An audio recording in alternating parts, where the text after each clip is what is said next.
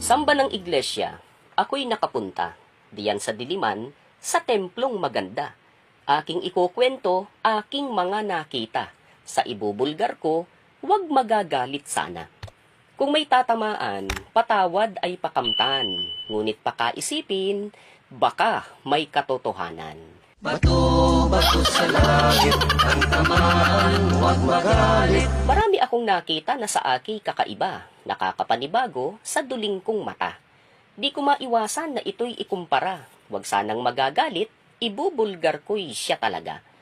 Akala ko ay bawal ang hindi iglesia, na umapak man lang sa kapilya nila. Narinig ko kasi na sabi ng iba, pag pumasok ka daw, ay iglesia ka na. Sa laki ng templo ay kabado ako, di ko nga alam kung saan tutungo.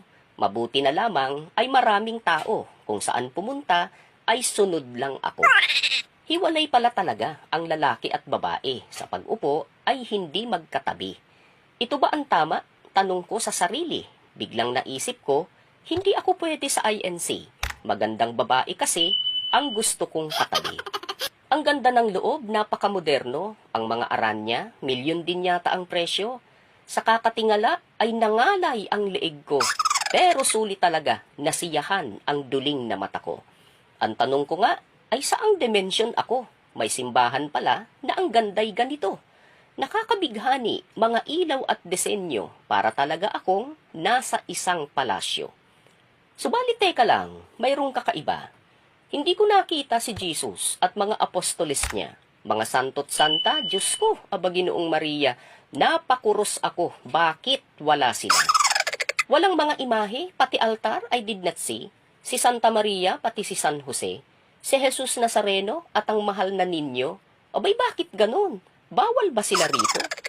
Sa INC pala ay mayroong awitan at kapansin-pansin, lahat ay sumasabay. Pati nga ako na nakisimba lang, nakikanta na rin, kahit tono'y di ko alam. Napakasolemne ng pagsamba nila, napakatahimik, walang ingay baga. Maliban sa tugtog ng organong maganda at sabay-sabay na mga pagkanta. Ito ba ang tama? Tanong ko'y masagot sana. Nangilabot ako sa pag-aawitan, sa melodya at liriko, ika'y tatalaban. Unang beses ito na aking naramdaman. Waring kaharap ko ang Diyos na may lalang. Parang ang lapit niya na pwede kong mayakap man lamang at sabihin sa kanya ang hirap ng buhay. Ang feeling ko nga isa akong INC, silang nakaupo, mga kapatid kong katabi. Kung ang Diyos sa langit, ang grasya'y isinilbi, ang swerte ko naman, ako'y nakasali. Kaya pala noon ang sabi sa akin, ang mga iglesia raw ay mga iyakin. Pag nagsisimba raw at nananalangin, maririnig mo ang hikbi at daing. Ganito pala ang samba sa iglesia. Walang nakatsinelas, lahat ay postura. Kitang-kita mo, pinaghandaan nila. Sa bihis ng lahat, parang ang yayaman nila. Kitang-kita mo, mahigpit na disiplina. Mararamdaman mo ang banal na presensya. Sa sermon ng ministro ay nakikinig sila. Walang tumatayo o nag-uusap ba? Ito ba ang tama? Tanong ko'y masagot sana. Walang nagsiselfone, walang nagpipicture, walang kumakain, bawal daw ang gayon. Kaya tanong ko nga, ito ba ang tama? Bakit ang iba hindi ito magawa? Walang nagtitinda at nagchichismisan, walang nakahilata na parang nasa bahay lang, walang mga aso na naghahabulan, pati mga kuting na nagkakalmutan, walang mga bata na nag-iiyakan, walang sumisigaw at naniningil ng utang, walang nagmumura at bungangang mahadera, walang nakasando o nakashorts lamang, walang galing sa palengke na napadaan lang. Ang nakita ko ay desenteng sambahan, pook dalanginan, sa Diyos na tahanan. Magalang ang ministro sa pananalita niya. Binasa na yata lahat ng Biblia. Wala akong narinig na sariling opinyon niya.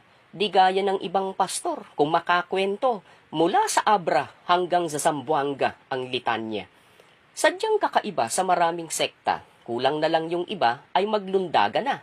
Parang nagpa-party ang lakas ng musika. Sa ingay, akala mo ang dami nila. Pag binilang mo ay wawalo lang pala.